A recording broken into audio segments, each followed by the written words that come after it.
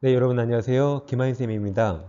지금부터 민법 준비기술 특강 기본편 제48강을 진행하겠습니다. 자, 민법규제 세 종류 구입할 수 있어요. 먼저 합격서 요약집이 있고 지금 진행하는 준비기출 문제집이 있습니다.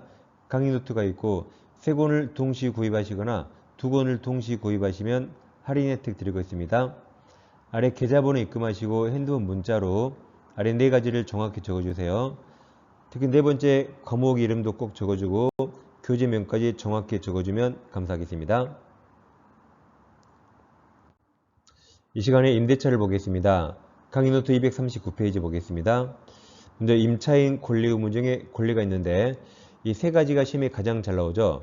먼저 비용 상환이 필요비와 유익비죠. 일단 부속물 매수 청구권, 지상물 매수 청구권이 있습니다. 일단 비용 상환은 모든 임차인이 행사할 수 있어요. 다음에 이게 땅 짓자라 이게 토지 임차인이거든요. 그럼 부속물은 건물 임차인이 행사하고 지상물 매수는 토지 임차인이 행사합니다. 근데 이 매수 청구 두 가지는 법적 성격이 똑같아서 다이렉에 다 튀어 있습니다. 그래서 비용 상환 청구와 아래 매수 청구권 성격이 완전히 다릅니다. 먼저 법적 성격으로서 비용 상환 청구는 임의 규정이라 폐지하거나 포기 약정 유효입니다. 근데 아래 매수 청구권은 강행 규정이라 폐지 약정은 원칙 다 무효가 됩니다. 다음 유치권 행사할 수 있는가? 필요비 유익비는 대표적으로 유치권 행사할 수 있습니다. 네, 매수 청구권은 유치권 행사 못합니다. 우리 유치권 행사 못하는 거 외웠잖아요. 보건복지부 매시인 외웠습니다. 보증금, 권리금, 복 많이 받으라고 복드립니다. 지가 여기죠. 지상물 매수초음권. 부가 여기 부속물 매수초음권은 매매대금 명의신탁입니다. 그러니까 이 매수청구권은 동시행환비권 행사할 수 있지만 유치권 행사할 수 없습니다. 다음 채무불량한 임차인. 월세 2달을 밀리면 쫓겨날 수 있죠. 그럼 이 임차인이 목적물에 필요비나 유익비를 제출했습니다. 그럼 쫓겨날 때 비용 청구할 수 있을까요? 네, 할 수 있습니다. 우리가 도둑놈도 비용 청구할 수 있다 이었어요. 비용 청구할 수 있다. 매수 청구를 못하는 거죠. 다음에 일시사용이 명백한 임차인. 딱 이틀 빌린 주제 목적물에 비용을 들였습니다. 나갈 때 비용 청구할 수 있을까요? 생각하지 마세요. 도둑놈도 청구할 수 있다. 할 수 있습니다. 매수 청구를 못하는 거죠. 행사기한은 연 6개월 정했는데 매수 청구는 특별한 규정이 없습니다. 이처럼 위쪽 비용 상환과 매수 청구권은 완전히 다르고 얘들이 시험에 가장 잘 나오고 있습니다. 이 중에 먼저 비용 상환 청구를 보겠습니다. 이건 일단 임의 규정 꼭 기억하세요. 자, 616조 1항 임차인이 임차물 포주에 관한 필요비 지출한 때 임대인에 대해서 그 상환을 청구할 수 있다. 필요비는 지출한 즉시 청구합니다. 2항 임차인 유익비를 지출한 경우에 임대인은 임대차 종료시죠. 종료시 그 가액 증가가 현존한 때 하나요. 이 말에 넣으면 앞에 유익비인가 꼭 확인하세요. 필요비는 가액 증가 현존하지 않아도 행사할 수 있어요. 다음 임차인의 지출한 금액이나 그 증가액을 상환해야 된다. 누가 상환해야 됩니까? 여기 임대인이 상환해야 되죠. 그럼 반대해서 가면 임차인이 청구할 수 있습니다. 이 경우 유익비의 경우에 법원은 임대인 청구에 의하여 상당한 상환 기간을 허용할 수 있습니다. 유익비만 이런 게 있고 이렇게 허용하면 변제기가 늘어나서 유치권 예외적 행사 못합니다. 자, 그럼 비용상환 폐지 포기약정 이건 임의규정 유효입니다. 대표적인 예가 임대차 종료 시 임차인 목적물을 원상복구나 원상회복 결정하면 이거 유효죠? 따라서 유치권 행사 못하는 거죠. 두 번째 부속 매수종까지 보겠습니다. 일단 부속물은 독립성이 있습니다. 따라서 기존 건물의 구성 부분이나 일부가 되면 독립성이 없단 말이거든요. 이때는 매수 청구 못합니다. 일단 부속물이 되려면 건물 자체에 객관적 편익이 있어야 돼요. 근데 오로지 임차인의 특수 목적이만 필요하면 객관적인 편익이 없어서 매수 청구 못합니다. 그래서 속독편 외우세요. 우리 책을 속독하죠. 속독편입니다. 그럼 646조 1항 보세요. 건물 기타 공작물 임차인이 그러니까 토지 X죠. 토지 없습니다. 그 사용 편익을 위해서 첫째 누구 동의죠? 임대인 동의. 임대인 동의 얻어 이 부속한 물건이 있는데 임대차 종료 시 임대인에 대해서 그 부속 매수 사라고 청구할 수 있습니다. 임대인 동의 있어야 돼요. 이항 임대인으로부터 매수한 부속물에 대하여도 전원과 같이 매수 청구할 수 있습니다. 그러니까 부속물 매수 청구하려면 둘 중에 하나 꼭 있어야 돼요. 첫째, 임대인 동의 얻었거나 둘째, 임대인으로부터 매수했어야 됩니다. 예를 들어서 갑토지 건물이 있는데 건물을 을에게 임대차했죠. 그럼 을이 건물을 사용하다가 을돈으로 이렇게 파란색을 설치했습니다. 이 파란색은 둘 중 하나입니다. 왼쪽 주황색이 기존 건물이죠. 기존 건물과 독립성 있거나 없거나 둘 중 하나입니다. 만약에 파란색이 왼쪽과 독립성이 없다면 왼쪽이 부합된 거죠. 그럼 파란색도 갑소유가 된 겁니다. 갑소유가 되는데 을돈으로 지었죠? 그럼 우리는 나갈 때 유익비 같은 비용 청구 받고 나갈 수 있어요. 그리고 얘는 임의규정이라 포기할 수 있다 그랬죠? 근데 이번에는 이 파란색이 왼쪽과 독립성이 있습니다. 그럼 을돈으로 지어서 을소유가 돼요. 근데 임대차가 끝났네요. 그럼 원래 을은 파란색 뜯어야 됩니다. 을 자기 거니까 뜯어갈 권리도 있고 뜯어야 할 의무도 있습니다. 원칙 뜯어야 돼요. 철거해야 됩니다. 근데 예외적으로 임대인 갑 동의업고 지었거나 또는 원래 갑소유인데 갑으로부터 매수했을 때 이때 하나여 을은 내거 갑 네가 사라고 매수 청구할 수 있고 이건 형성권으로서 바로 매매가 형성이 되죠. 무조건 사야 됩니다. 얘들은 강행규정이라 배제약정 무효가 됩니다. 그러니까 비용상한 청구 임의규정이라 배제약정 유효. 근데 매수 청구는 강행규정으로서 배제약정 무효가 됩니다. 자, 문제집 194표 보세요. 자, 1번은 문제를 잘 이해하셔야 돼요. 민법 규정, 법 규정보다 임차인에게 불리하게 그 내용을 약정하여도 유효인 거. 이게 한마디로 임의규정을 고르란 말이죠.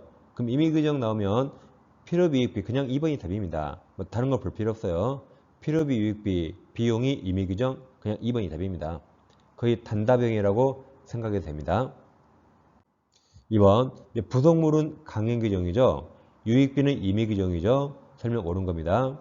1번이 정답이죠. 유익비는 임대차 종료 시 행사할 수 있죠. 필요비는 지출한 즉시, 유익비는 종료 시입니다. 2번 부속된 물건이 임차물에 구성 부분 동남쳐요. 그럼 독립성이 없죠. 그럼 제일 끝에 부속물 매수 청구 대상이 되지 않습니다. 3번 임대차 기간 중 부속물 강행규정이죠. 매수 청구권을 배제하는 당사자 약정 강행규정 위반 무효입니다. 약정은 임차인에게 불리함으로 무효가 됩니다. 4번 일시사용 동남쳐요. 일시사용을 이유한 것임이 명백한 임대차 임차인은 부속물 매수 청구할 수 없다 그랬죠. 5번 유익비 상한 청구는 임대인이 목적물 판단받고 아까 6개월 내에 행사해야 되죠. 정답 1번입니다. 3번 부속물 매수 청구 틀린 겁니다. 1번 임차인 지위와 분리하여 부속물 매수 청구권만 양도할 수 없습니다. 이 부속물 매수 청구권은 건물 임차인에게 인정되는 권리로서 임차인 지위와 분리하여 별도로 양도할 수 없습니다. 2번 구성부분 동남쳐요. 그럼 독립성이 없고 일체가 됐죠. 그럼 부속 매수 청구 객체될 수 없습니다. 3번 채무불이행 동남쳐요. 그럼 채무불이행이면 아까 매수 청구할 수 없다 그랬죠. 4번 부속물은 임차인이 첫째 임대인 동의 얻어 부속했거나 둘째 임대인으로부터 매수한 것이어야 되죠. 다 맞았습니다. 5번 자 5번은 아래 그림 보시면 아까 임차인 을이 을돈으로 파란색을 지었는데 이게 독립성이 없어요. 그러니까 중축형 그죠? 우리 판례는 중축하면 원칙적으로 독립성이 없다고 봐요. 그럼 이건 비용상한 청구 문제죠. 애초에 부속물이 아닙니다. 그리고 비용상한 청구는 임의규정이라 포기할 수 있어요. 그럼 5번 건물 임차인이 자신 비용을 들여 중축 동남쳐요. 중축하면 우리 법원은 원칙 독립성이 없다고 봐요. 그러니까 여기 없어요. 그럼 비용상한입니다. 증축한 부분을 임대인 소유로 하기로 약정. 이 약정 가능하죠. 비용 상한 청구권 포기 약정한 거죠. 그럼 포기 약정 유효입니다. 약정 유효. 약정 유효하네요. 유효한 때. 그럼 임차인은 비용 상한 청구 포기한 거라 허용되지 않는 거죠. 이게 정답입니다. 그래서 증축은 원칙 독립성 없어서 비용 상한 문제로 가고 애초에 부속물이 아닙니다. 유익비로 가야 돼요. 유익비. 4번 부속물 매수 청구 틀린 겁니다. 1번 토지 X, 토지 임차인 인정한대요. 토지 임차인은 지상물 매수가 인정되죠. 2번 임대인으로부터 매수한 물건 가능합니다. 3번 전차인도 가능해요. 4번은 강행 규정이라 이를 인정하지 않은 약정으로 임차인에게 불리한 건 무효 효력이 없다. 맞았습니다. 5번 특수목적으로 더 넘쳐요. 그럼 임차인의 특수목적을 위한 건 객관적 편익이 없죠. 따라서 매수 청구 대상이 되지 않습니다. 그 다음 임차권은 원래 채권이라 대항력 없어요. 예외적으로 대항력이 생길 수 있습니다. 강의 노트 237페이지로 오세요. 먼저 621조 등기할 수 있죠. 1항 부동산 임차인은 당사자 간에 반대 약정 없으면 임대인에 대해서 그 임대차 등기 절차에 협력을 청구할 수 있고 2항 부동산 임대차를 등기한 때 그때부터 그 다음 표현 잘 보세요. 그 다음 표현이 제3자에 대하여 효력이 생긴다. 그럼 제3자에 대하여 효력이 생긴다. 이게 대항력이죠. 대항력. 그러니까 등기하면 그때부터 대항력 생깁니다. 다음 622조 1항 건물 소유를 목적으로 한 토지네요. 토지 임대차는 이를 등기하면 대항력 생기죠. 등기하지 아니한 경우에도 임차인이 지상 건물을 등기한 때 그 다음 여기 제3자에 대하여 임대차 효력이 생긴다.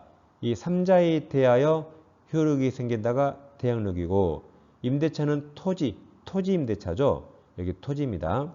자, 이런 말이죠. 갑에게 나대지가 있는데 우리 건물 지을 목적으로 20년 임대차 했습니다. 그리고 건물 지으면 이거 임대차 등기했다 말 없죠. 임대차 등기 안 한 거라 대항력 없습니다.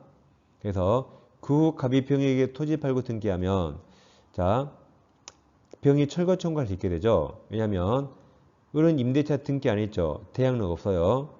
그럼 을은 이 20년을 당사자 갑에게만 주장할 수 있고 제3자 병에게 주장할 수 없습니다. 그게 대항력 없다죠. 그래서 병은 철거 청구할 수 있고 을은 철거해야 됩니다. 철거하고 갑에게 손해배상을 청구해야 되죠. 그럼 이러기에 내버려 두면 건물이 다 없어집니다. 따라서 622조에서 건물은 을 소유라 우리 건물에 보존 등기할 수 있어요. 건물에 등기하면 이 토지 임대차가 대항력이 생기죠.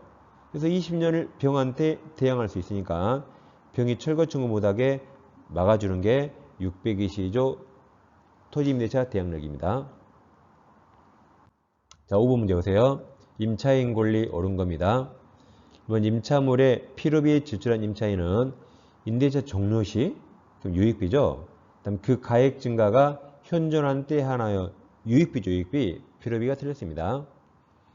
이번 건물 임차인이 그 사용 편익으로 해서 임대인으로부터 부속물 매수한 경우 임대차 종료 전이 아니라 종료 시에 매수 청구할 수 있죠.